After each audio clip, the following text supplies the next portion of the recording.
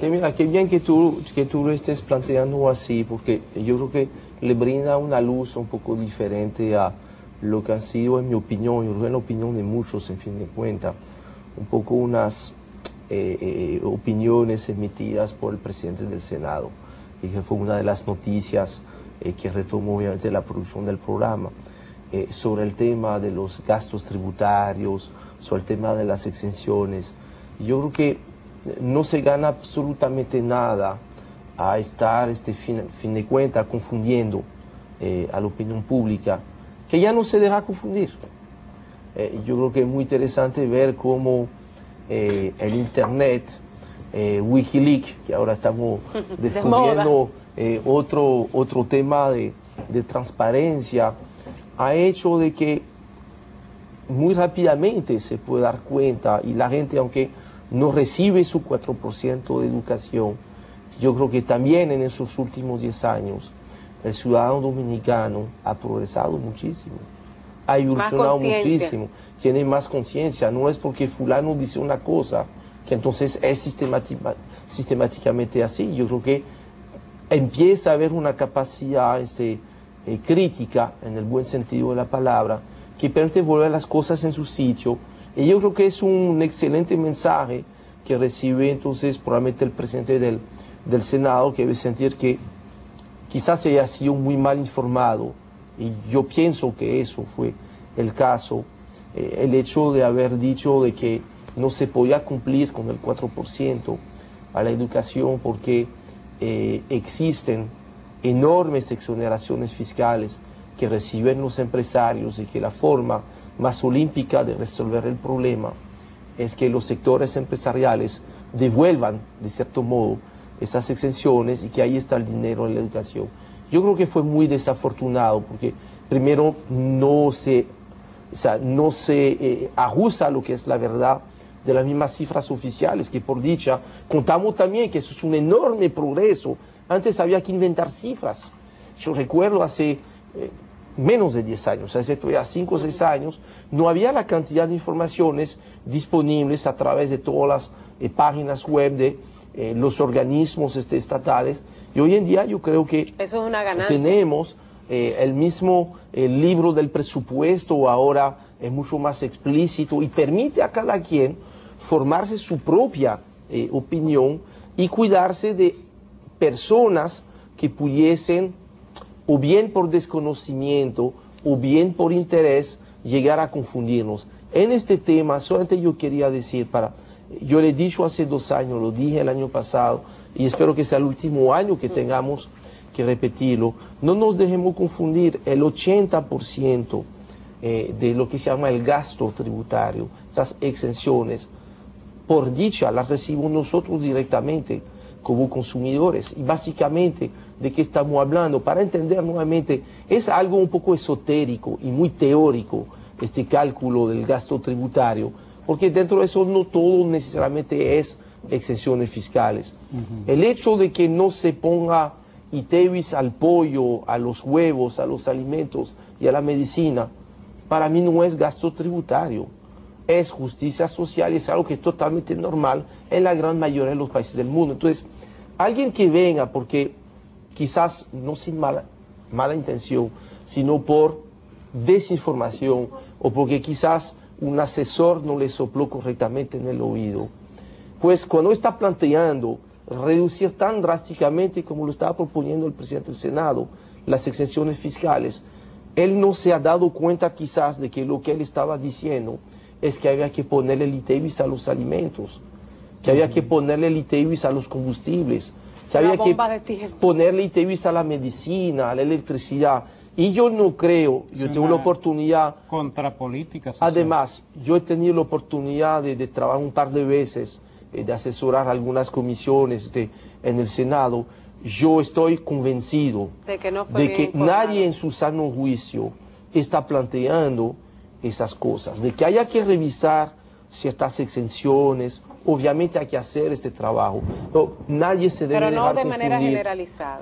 Y por eso, porque eso no funciona así. Pasa mucho, Henry, creo que también con frecuencia le pasa al ministro de Hacienda, que dan respuestas cuando sienten cierta presión pública, que son desafortunadas, a veces ni siquiera bien malintencionadas, sino salidas políticas momentáneas que tratan de defenderse de una presión que están viendo que es una presión fuerte. El ministro lo hizo ahora Paré Pérez como presidente del Senado.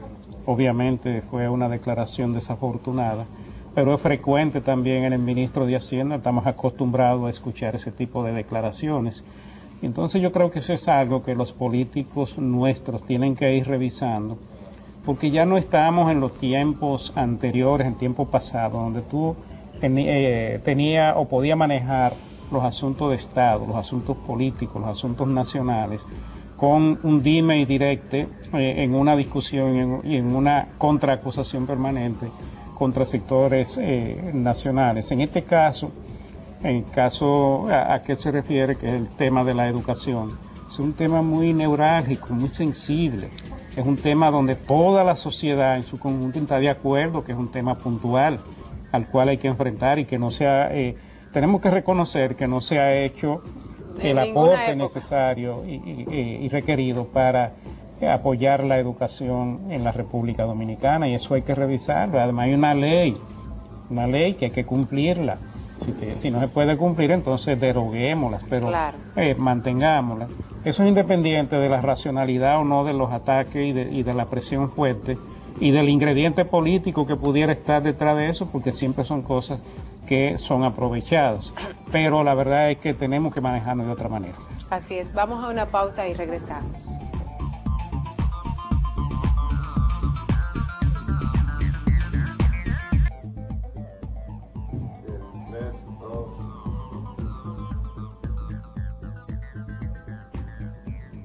Bien, ya estamos de regreso con la parte final de la agenda económica del día de hoy, como todos los lunes, pasando en revista los temas de lo que es básicamente la última semana del año 2010 para el equipo de agenda económica. Y la verdad que, como siempre, se siente cierta satisfacción, un poquito de nostalgia.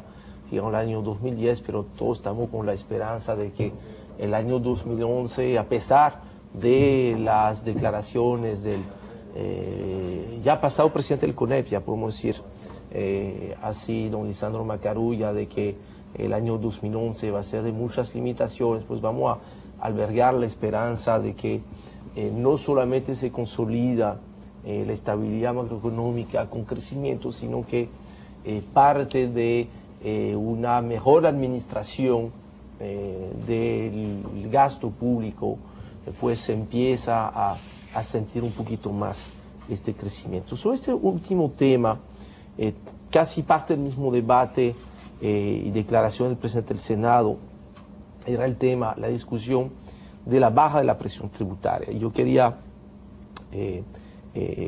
cerrar hoy hablando un poquito de este tema, para tratar de que entendamos bien, mira, por qué ha bajado tanto la presión tributaria. Y nuevamente, cuando decimos que ha bajado... ¿Ha bajado tanto? Sí, y obviamente todo va a depender con qué nos comparamos. Es siempre el mismo tema.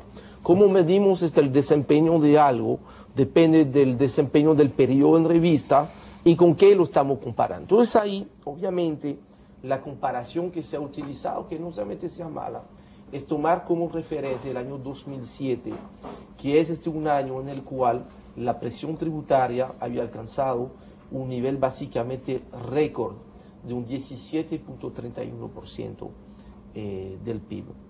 Según las proyecciones del año 2010, cerraría la presión tributaria en un 14.04%, o sea, hubo una caída absoluta de un 3.27%, que es lo mismo decir una caída relativa de un 18.9%, que es una baja fuerte. Obviamente, frente a esta bajada, pues mucha gente pues está pensando, mira, ¿por qué ha pasado eso? ¿Qué hacer para que vuelva al nivel del año 2007, especialmente cuando hay justo reclamo por parte de la sociedad de aumentar ciertos componentes del gasto público, como es el caso del gasto de la educación?